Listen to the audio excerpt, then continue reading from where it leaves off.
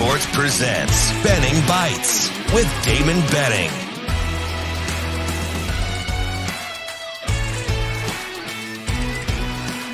Benning Bites with Damon Benning.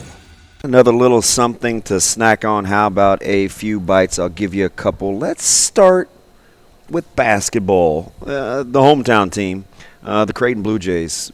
Expectations have never been higher, and this will be the perfect season to understand the difference between goals and expectations. Are they different? Are they the same?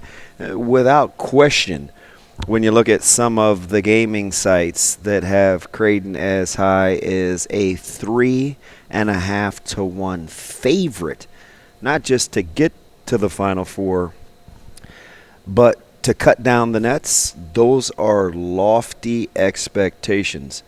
But is that the goal? The goal, absolutely, I think, for this basketball team is the Final Four. This is as deep a team as Coach McDermott has ever had.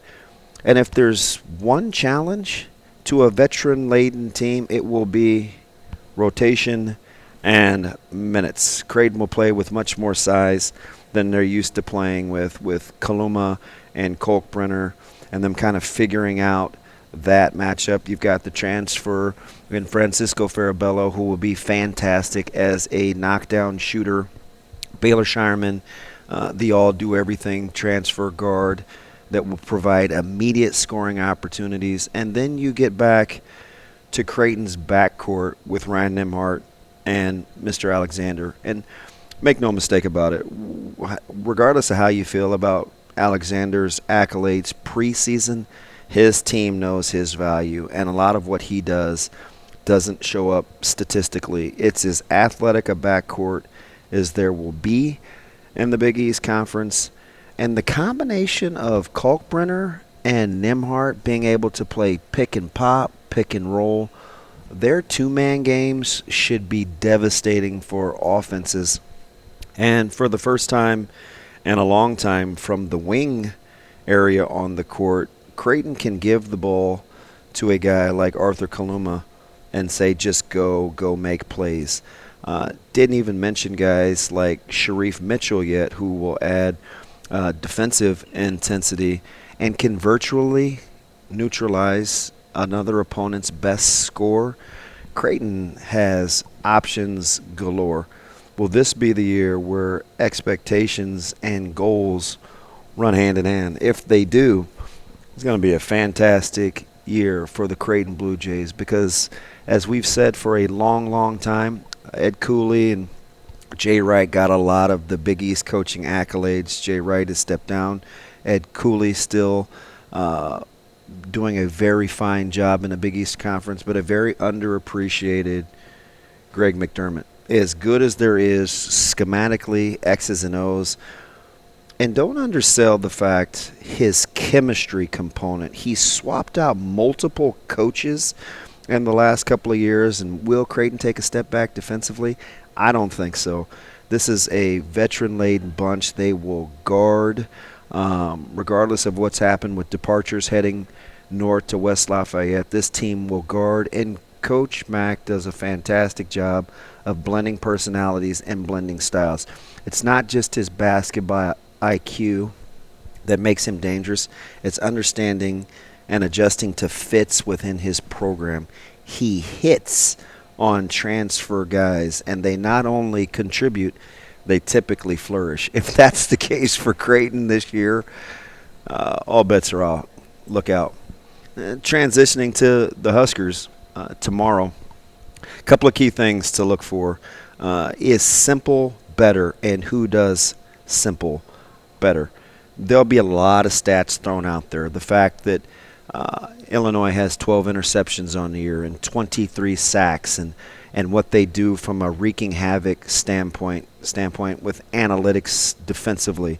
The 1,059 yards rushing out of the backfield from Chase Brown, and just how disruptive this team can be offensively. But for Nebraska, doing simple better will be the thing. You're going to see a lot of gap scheme from Illinois, a lot of counter.